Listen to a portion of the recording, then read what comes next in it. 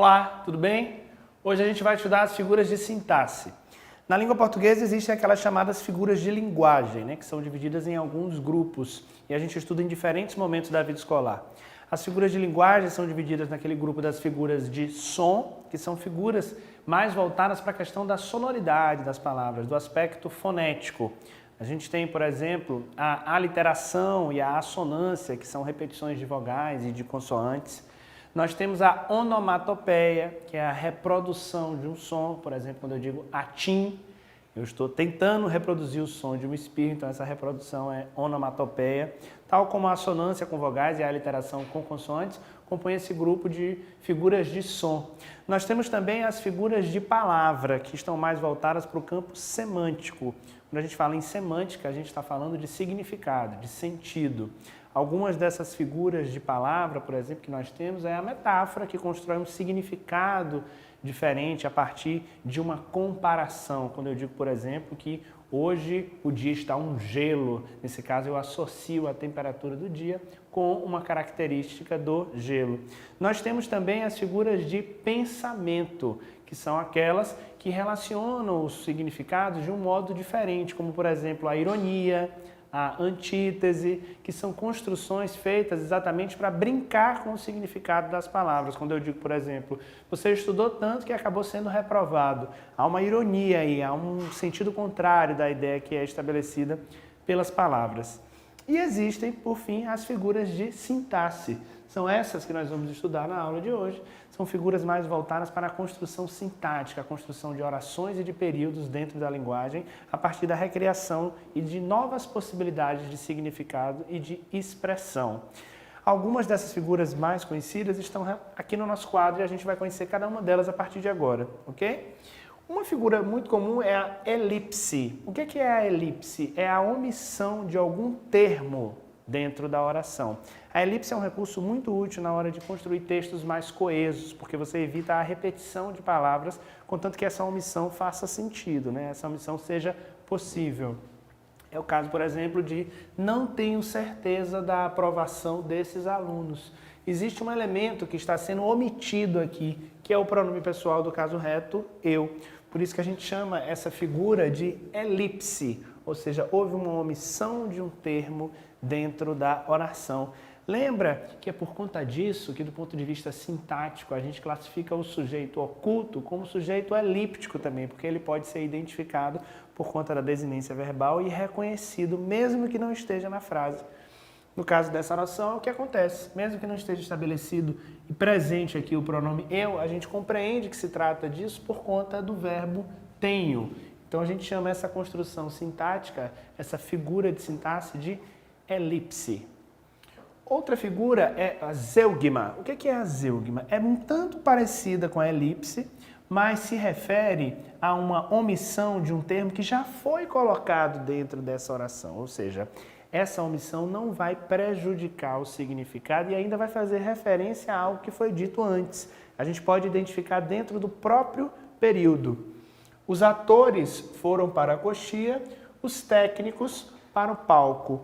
Há aqui a omissão de um termo, a omissão da forma verbal foram. Mas como isso já foi dito anteriormente, a gente não precisa repetir novamente no outro período.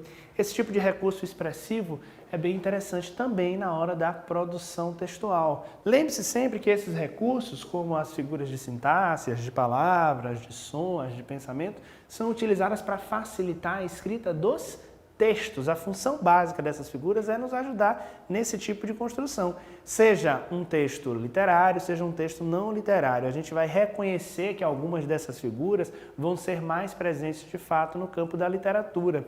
Tem uma figura de palavra, por exemplo, muito conhecida, que é a sinestesia, que é aquele cruzamento de sensações. Quando eu digo, escuto a cor dos passarinhos, um verso de um poeta, Manuel de Barros, a gente não escuta a cor, então nesse momento a gente propõe um cruzamento de sentidos. Essa é uma construção mais típica das obras literárias. No entanto, outras figuras, sejam de pensamento, seja de som, de palavra ou de sintaxe, elas são comuns na comunicação cotidiana também. Então a gente não precisa restringir o uso dessas figuras apenas ao âmbito literário. Essas construções aqui seriam possíveis, notadamente, no âmbito de uma comunicação corriqueira, cotidiana, ok? Outra figura que a gente vai conhecer hoje é o assíndeto. Perceba que vão haver nomes parecidos aqui, né? Assíndeto e polissíndeto, ou seja, todas essas duas figuras se referem à capacidade de relacionamento com as conjunções, com os elementos conectivos. Lembra que existem as orações coordenadas sindéticas e assindéticas? Lembra disso para compreender essas duas figuras. As orações coordenadas sindéticas são aquelas que precisam de complemento iniciado por uma conjunção coordenativa, que é o caso das conjunções que indicam alternativa, conclusão, explicação, adição, adversidade. No caso do assíndeto e do polissíndeto, a relação que vai ser estabelecida aqui vai ser exatamente por conta da presença ou da ausência desse elemento que marca o síndeto, que marca essa união. Nascendo, rompendo, rasgando, tomando o meu corpo e então é o trecho de uma música. Perceba que no início dessa construção oracional a gente tem a utilização de diferentes verbos separados apenas por vírgulas e essa construção não conta com o auxílio de uma conjunção, não conta com o auxílio de um conectivo. Então, nesse caso, a gente chama esse recurso sintático de assíndeto. Perceba que a separação que acontece aqui entre essas orações é meramente feita por meio da vírgula. Nascendo, rompendo, rasgando, tomando o meu corpo e então. Só aqui no final que veio a utilização do e então. Mas anteriormente, uma construção marcada por assíndeto, ok? A omissão, a não necessidade de utilização da construção por meio de um recurso expressivo, ou seja, nesse caso, que é uma obra artística, funcionou como um recurso também estilístico, um recurso autoral. Aqui nós temos também um outro exemplo, isso também do campo da literatura, e sob as ondas ritmadas, e sob as nuvens e os ventos, e sob as pontes, e sob o sarcasmo. Perceba que aqui agora, diferente do exemplo anterior, eu tenho o uso excessivo da conjunção do conectivo e sob as ondas, e sob as nuvens, e os ventos, e sob as pontes. E aí eu chamo a atenção que, nesse caso, na literatura, esse recurso soa interessante, ele soa com expressividade, é uma característica criativa. No entanto, na produção de um texto escolar, de uma redação, de um texto dissertativo argumentativo, você tem que tomar cuidado com esse tipo de repetição, porque muitas vezes, dentro do contexto, dentro da linguagem solicitada por aquele gênero, esse tipo de recurso não vai ser útil e não vai combinar com a situação de linguagem. Então, lembra sempre que a gente utiliza a língua conforme o contexto.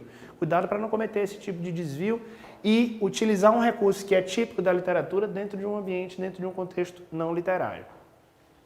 O pleonasmo é uma figura de sintaxe muito comum que a gente utiliza tanto no ambiente literário, no contexto literário, quanto no não literário.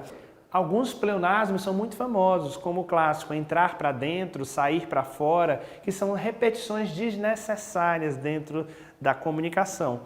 No entanto, o pleonasmo pode ser utilizado como recurso expressivo de textos literários, e nesse caso ele não precisa ser necessariamente considerado um vício de linguagem. Quando você estiver escrevendo um texto formal, expositivo, um texto informativo, dissertativo, argumentativo, aí sim você tem que tomar cuidado com o pleonasmo, porque esse recurso vai soar de fato como um vício. Mas aqui, por exemplo, mais um exemplo da literatura, chovia uma triste chuva de resignação. Aqui é apenas um reforço da ideia da chuva, embora a gente saiba que é uma repetição, né? A palavra-chave do pleonasmo é repetição. Chover, uma chuva. Não seria necessário. Mas quando a gente escreve um texto artístico, muitas vezes esse é um recurso expressivo que funciona para dar ênfase. Então, nesse caso, funciona como figura de sintaxe. Nós temos também a silepse. Perceba que são nomes inusitados, né? A gente precisa compreender alguns deles e memorizar e, acima de tudo, entender qual é a função dentro das orações.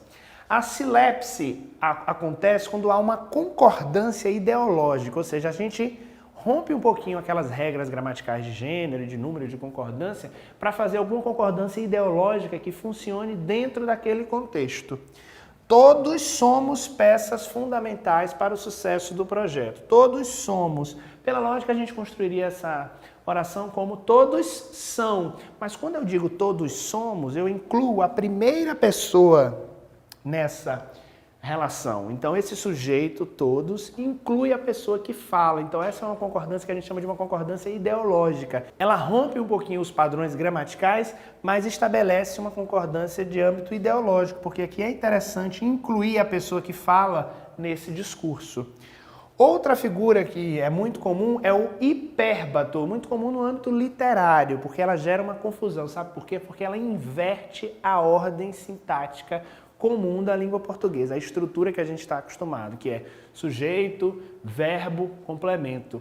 Essa inversão, quando acontece num texto mais formal, menos literário, nem sempre ela fica tão interessante. É preciso muito cuidado, por exemplo, se você escreve uma notícia, se você escreve uma reportagem, se você muda no título alguma questão, só mesmo por uma necessidade de estilo, de expressividade, é preciso muito cuidado. Até nos textos oficiais e nos textos literários, isso às vezes gera alguma confusão. O exemplo que a gente tem aqui, por exemplo, é do hino nacional, que é uma construção feita rompendo algumas normas de sequência de oração na língua portuguesa. Ouviram do Ipiranga as margens plácidas de um povo heróico o brado retumbante. Aqui há uma inversão da construção sintática típica da língua portuguesa. Seria mais comum, nesse caso, numa sequência lógica, na sequência típica da gramática da língua portuguesa, dizer as margens plácidas do Ipiranga ouviram o brado retumbante de um povo heróico. Perceba que essa inversão dentro do hino, ela funciona e a gente às vezes nem percebe, mas houve uma inversão aí da ordem sujeito, verbo e complemento. Um outro recurso também típico da linguagem literária, da linguagem artística, é a anáfora, que é a repetição expressiva de um termo. Aqui a gente tem um trecho de uma música que faz utilização desse recurso. Perdoem a cara amarrada, perdoem a falta de abraço, perdoem a falta de espaço. A repetição, que numa linguagem poética funciona muito bem como sentido de expressividade, de ênfase, ok? Ou seja, hoje conhecemos algumas figuras de sintaxe que podem te ajudar a escrever textos mais criativos no âmbito literário ou rever algumas construções sintáticas em textos não literários. O interessante é que você não esqueça que todas essas figuras de linguagem, não só as de sintaxe, como as de palavra, de pensamento e de som, funcionam como um recurso expressivo interessante e mostram as múltiplas possibilidades de utilização da língua, ok? Muito obrigado